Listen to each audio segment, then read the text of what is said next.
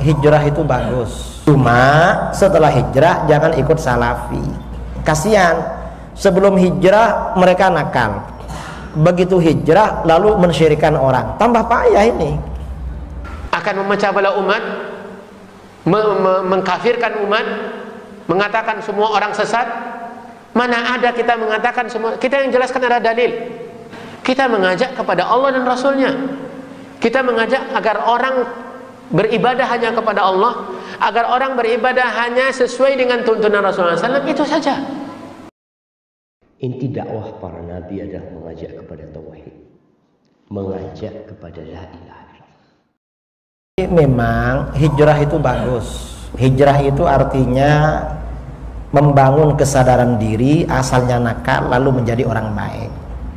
Rasulullah SAW ditanya, ya Rasulullah, ayyul hijrati afdal?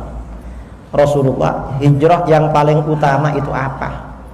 Rasulullah SAW menjawab, man hajara manahallahu an. Hijrah yang paling utama orang yang berhijrah dari larangan-larangan Allah. Itu bagus.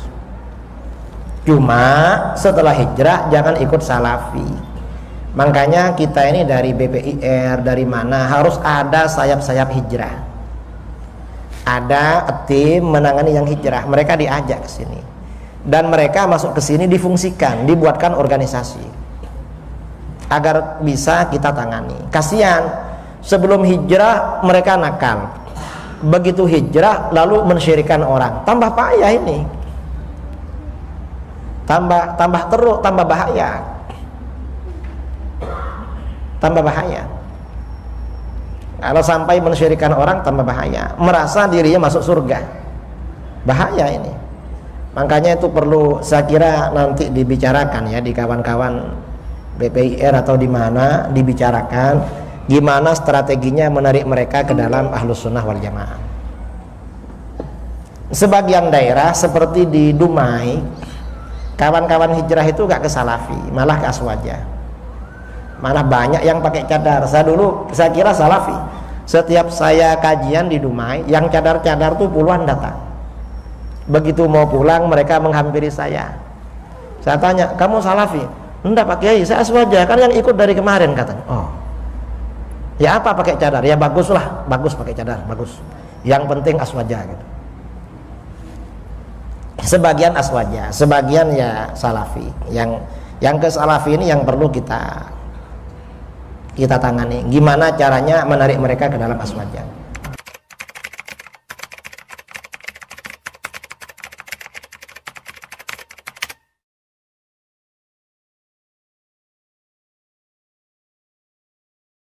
Kita bisa bayangkan sekarang ini, di antara penyebab sebagian dakwah sekarang menjadi sorotan karena tidak semakin berkurang. Karena dakwah bukan dakwah yang ditegakkan, bukan mengajak kepada pribadi, bukan mengajak kepada yayasan, bukan mengajak kepada organisasi, bukan membawa bendera. Tidak ada pemimpin. Ini yang menyentuh masyarakat. Kita mengajak kepada Allah dan Rasulnya.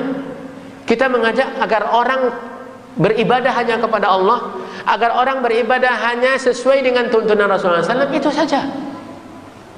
Mau dia kenal kita atau tidak, silahkan. Mau dia membantu kita, silahkan. Masjid-masjid kita terbuka. Tetapi ternyata semakin hari semakin banyak orang yang terpengaruh. Semakin banyak orang yang meninggalkan pengajian-pengajian yang lama. Dan kita bukan menghasut, kita bukan menyebut individu, kita juga tidak menyerang tokoh-tokoh. Si fulan ini jangan ikut kajiannya, yayasan ini jangan ikuti, organisasi ini jangan tinggalkan. Tidak ada dakwah kita menyebutkan itu. Dan kita hanya mengajarkan Al-Quran, mengajarkan sunnah Nabi, mengajak agar orang takut kepada Allah, beribadah hanya kepada Allah, memperbaiki akhlaknya, merangkul semua orang agar menampilkan Islam dalam kehidupannya, agar tampak Islam dalam kehidupan masyarakat, menyerang praktek riba, menyerang kecurangan dalam jual beli, kezaliman, dan mengajak bersatu, menjelaskan pilar-pilar ahlu sunnah berhubungan dengan ketaatan kepada pemerintah, bukan mengambil hati pemerintah agar patuh, agar menyayangi kita. Tidak, inilah agama, bukan ngambil muka. Ini yang semakin membuat orang khawatir, apalagi kalau sudah banyak melihat kajian-kajian, berkumpul orang banyak.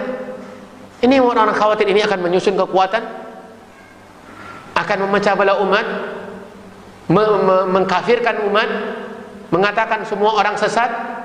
Mana ada kita mengatakan semua? Kita yang jelaskan ada dalil, yang kita jelaskan dalil. Dan ini yang kita ambil kesimpulannya dari kisah ungkapan orang Quraisy ketika berhadapan dengan Nabi SAW. Wa ajibu an ja'ahum mundhirun minhum. Dan mereka terperanjat ketika datang seorang pemberi peringatan yang berasal dari kelompok mereka, dari golongan mereka, dari keturunan orang-orang kabilah yang mereka hormati, mereka segani, kabilah Quraisy, Banu Hashim. Ini yang maksud dengan minhum. Lalu ketika mereka khawatir, tidak ada cara. Dengan alasan, tidak mungkin mereka bisa menyampaikan alasan yang mematahkan Al-Quran dan Sunnah. Mereka tidak punya senjata kecuali hanya menuduh, dan ini senjata musuh Islam, memberikan tuduhan-tuduhan agar orang antipati dengan dakwah benar, dakwah kebenaran. Dan ini sampai hari kiamat. Bukan kita kan katakan hari ini saja, tetapi ini sampai hari kiamat. Senjata orang-orang yang membenci tauhid.